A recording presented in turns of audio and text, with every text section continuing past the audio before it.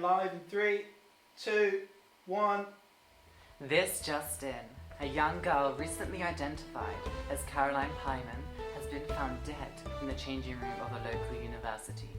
Early reports identify them as Caroline's fellow classmate and mascot, the Toothpaste Man.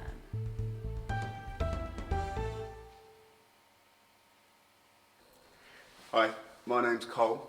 I'm 22 years old, but I'm better known as the Toothpaste Man. People always ask me how I chose the costume, and I always tell them the same thing. The costume chose me. In reality, I went on the website and I chose the toothpaste, but I did feel like it was just looking at me and saying, pick me.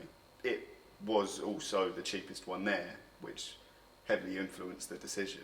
Kind of started as like a joke, like let's see if we can get loads of people to come and see a bloke dressed up like a giant tube of toothpaste, but people actually did. The popularity grew so quick that I needed help. So I approached Caroline and I said, do you want to help me? Then who joined him but Caroline Pyman? Oral-B was a brilliant addition. She wasn't even called Oral-B because of the Mascot stuff. She was just pretty average at blowjobs. I don't know. There was an instant rivalry between them.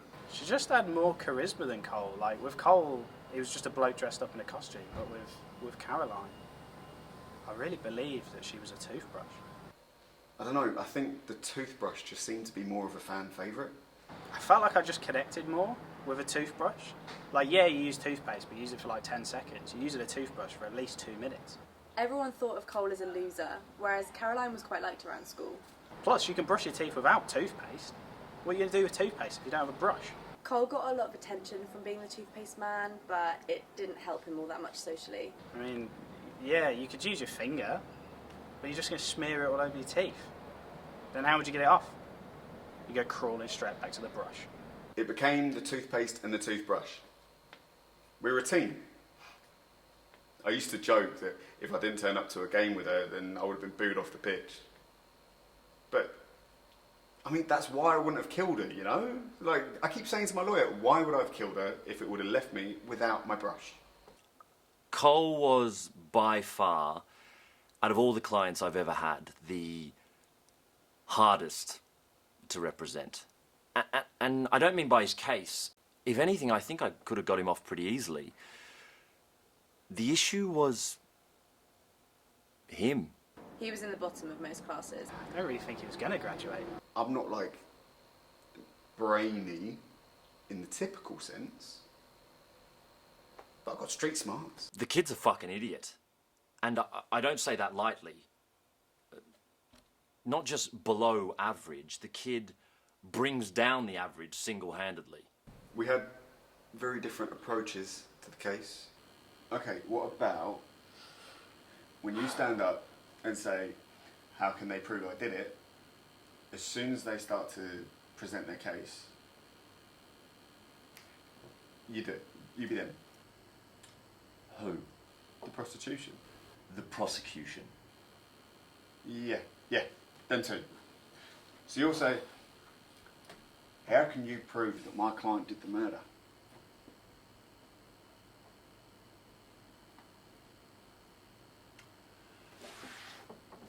Well, Your Honour, he was... Objection. Cole, you can't object Objection. in a... This really isn't going to work in an actual Objection! court. He did that for like 3 hours. His hearing was the next day and we had barely anything to present. I think it was a foolproof plan. Like, how can the judge prostitute me if he's never heard any of the evidence against me? No, seriously, you tell me what he could have done. I don't know. Objection! The case was a weird one, though. There were never any other suspects investigated, which I find to be quite irregular. Especially because someone claimed they saw this other guy follow Caroline into the changing rooms. I saw her, Caroline, on the day that she, you know, and I saw her walking into the changing rooms, and I saw this guy walk behind her, and I remember I said quite loudly, under my breath, "Oh my goodness! That suspicious-looking man is following Caroline into the changing rooms." Who is that? I can't quite tell. And then he turned around and I saw that it was Jared. Jared from school is how I've always referred to him I don't know his last name. It's hang on. Let me check his Facebook. One sec. Let me just hold on. Jared. Yeah, Jared. Okay. Well, here it says Jared Bigcock. But something tells me that he didn't get that legally changed. I mean, it's total lies that Kyle saw me go into the changing rooms. The kid needs glasses. I wouldn't call myself a bully. I wouldn't be a bully necessarily.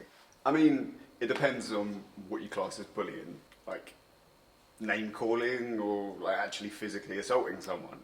It was an easy target. It felt like he had a sign on his back that said "pick on me," which is ironic because one day I did tape a sign to his back that said that. Jared got what was coming to him though. I don't want to go into it. So Cole was mascot in one of the games, and Jared just stands up and starts shouting. It's incredible, really, that out of everything he could have said, that's what he went with. I said, I'll come down there and I'll beat you so hard, white stuff will come out of your tip. It was supposed to be a play on the fact he was dressed up as a giant tube of toothpaste. I hate him. He ruined my life. And I vowed I'd do anything to get back at him. Even frame him for murder. I had my last chance to appeal next week. I'm quietly confident. They almost said yes last time. He started the appeal by asking for parole instead of parole. They said it showed a lack of remorse for what he'd done. I did ask if they could bring in my costume so that I could show them, but my lawyer said they can't because it's evidence. They found a bloodied knife in his costume. The blood was Caroline's. Even if it wasn't in evidence, I wouldn't have let him go to the hearing dressed up as a giant tube of toothpaste. Why would I keep a knife on my costume? It doesn't even have any pockets. He doesn't help himself, but I do honestly believe him when he says he didn't do it. The police chief didn't even give me a chance. He told me the second he arrested me that he was going to get me for it. I could have brought up any other bit of evidence and he would have just brushed it under the carpet. Brushed. I'm going to use that next week. Right, make this quick, because I don't have much time. The Gates case is pretty open and shut. It's a clear case of jealousy, and the kid was found with a murder weapon in his costume.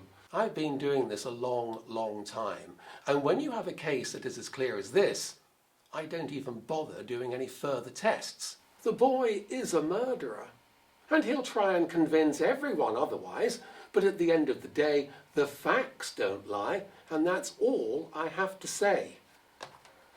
Thank you. Alright, sweet. Happy? Yeah. Should we go? Yeah. Alright. Have you guys decided on a title yet? Yeah, I think we're going to go with Brush and Paste, from Mascot to Murderer. Wait, that kind of makes it sound like I did it.